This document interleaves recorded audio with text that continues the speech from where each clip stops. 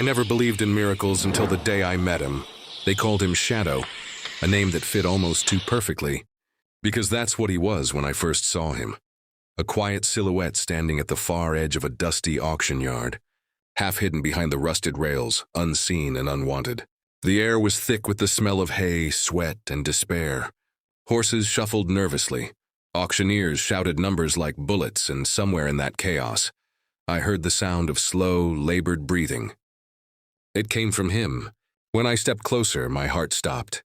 His eyes were clouded over, white and sightless, and his ribs pressed painfully against his thin coat. A torn tag around his neck read, "Blind, unfit for sale." People passed him by without a glance, like a ghost that didn't belong to this world anymore. And maybe he didn't. But as I stood there, something inside me whispered, "Look closer." There was a flicker of life in him, a spark buried deep beneath all that fear. I raised my hand slowly, said softly, "Hey, buddy." He turned his head toward my voice. He couldn't see me, but he heard me. And in that moment, I knew. I wasn't walking away. When I told the auctioneer I wanted to buy him, he laughed in disbelief. "You sure? That one's done for," he said. "Can't see, can't work, can't earn." I didn't argue. I just handed him the money. He shrugged and muttered, "Your loss." But it wasn't. I didn't know it yet, but that decision would save us both. When I brought Shadow home, the ranch felt quieter than usual. The other horses watched curiously as he stumbled off the trailer, legs shaking, unsure of his surroundings. Every sound startled him. The clank of the gate, the rustle of hay, even the sound of my own footsteps.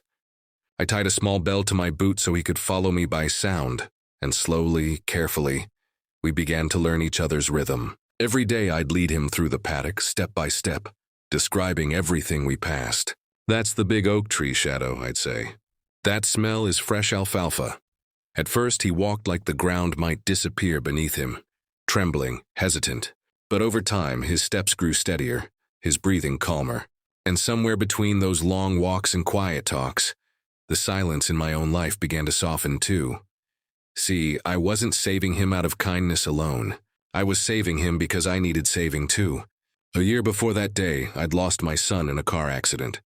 The world had gone gray, stopped going to church, stopped answering calls, stopped believing in anything that didn't hurt. But something about that blind horse pulled me back to life. Maybe it was the way he kept trying to move forward, even when he couldn't see where he was going. Maybe it was the way he listened, to every sound, every word, every heartbeat, as if each one mattered. He couldn't see the world, but he felt it in ways most of us never could. And little by little, he taught me to do the same. One morning, about a month after bringing him home, something changed. I was leading him through the pasture when he suddenly stopped. His ears flicked, his body tensed. Before I could speak, he lifted his head toward the rising sun and let out the softest, purest nicker I'd ever heard. The light hit his face, and even though he couldn't see it, he stood there as if soaking in its warmth, like he knew what morning looked like. My throat tightened, and I realized, maybe sight has nothing to do with eyes. Maybe some souls just see differently. Weeks turned into months, and Shadow became part of the land itself. He memorized every inch of the ranch. The number of steps from his stall to the creek, the smell of the apple trees by the fence, the echo of the wind through the barn roof. I stopped seeing him as broken. He was learning the world in his own way. Then one afternoon, I got a call from a friend who ran a therapy program for foster kids. They were visiting the ranch the next day.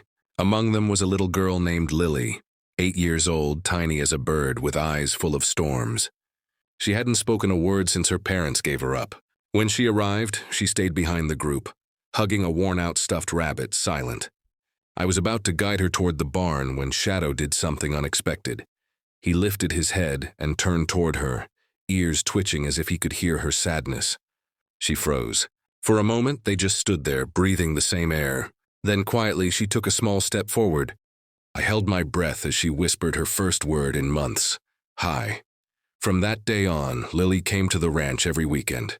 She'd hum softly while brushing Shadow's mane, tie ribbons in his tail, and lead him through the pasture, their footsteps perfectly in sync. He followed her voice like a compass, and she followed his calm like it was home. Sometimes she'd talk to him about her dreams, how she wanted to see the ocean one day, how she missed the sound of her mother's lullabies. And every time he'd nudge her shoulder gently as if to say, "I'm listening." That's when I realized what they were teaching each other, that you don't need to be unbroken to heal someone else. Then came the day of the storm. The sky turned black without warning, thunder roaring across the valley. The wind slammed the barn doors and Shadow panicked. He kicked and reared, blind to where the walls were, trapped in fear.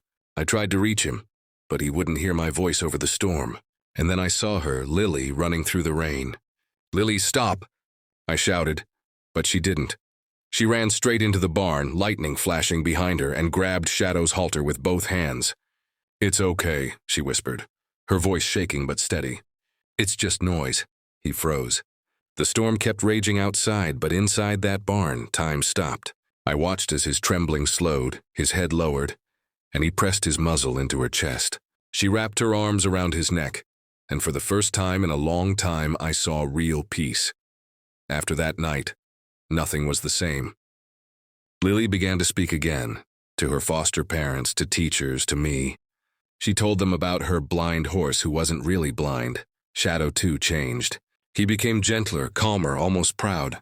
People from town started visiting to see them together, the girl who spoke because of the horse who couldn't see. Some came just to watch, others because they needed hope. I started a small program for veterans and kids who'd experienced trauma, calling it the Shadow Project. It wasn't about fixing what was broken. It was about learning to live with the cracks. And every person who came left saying the same thing. I see things differently now. Years passed. Lily grew up, and Shadow grew old. His coat turned silver, his steps slower, but he never stopped listening. Every morning he'd lift his head toward the sound of her laughter. Even after she'd gone off to college, she visited often, sitting by his stall, telling him about her life, her dreams, the ocean she finally saw. When his final days came, she was there, humming that same tune she used to sing as a child. The night he passed, the stars above the ranch burned brighter than I'd ever seen. She looked up, tears on her cheeks, and said, "He can finally see." I believed her, because maybe heaven is just the place where every creature finally sees what love really looked like all along. Now, years later, the bell I once tied to my boot still hangs by the barn door. Some nights when the wind blows just right, I swear I can hear it ring softly, like footsteps walking beside me. Maybe it's just memory, or maybe it's him, still guiding me, still teaching me to notice the beauty I once overlooked. He taught me that blindness isn't the absence of sight, it's the absence of wonder. And every time I close my eyes now, I see him, the horse who couldn't see, yet saw the world more clearly than anyone I've ever known. So if you've ever felt unseen, unheard, or forgotten, remember Shadow. The horse who turned darkness into light, who showed a little girl how to find her voice, and an old soul how to find his faith again. Because sometimes the ones who can't see the world are the ones who help the world see. If this story touched your heart, don't forget to like, comment, and subscribe, because somewhere out there, another soul is still waiting for their one-horse story.